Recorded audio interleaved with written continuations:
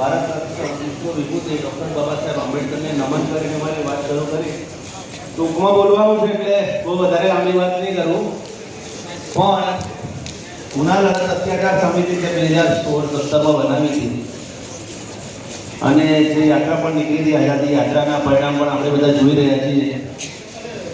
એના ઉપર ઘણું મંથન અને ચિંતન કરવાની જરૂર છે. બાકી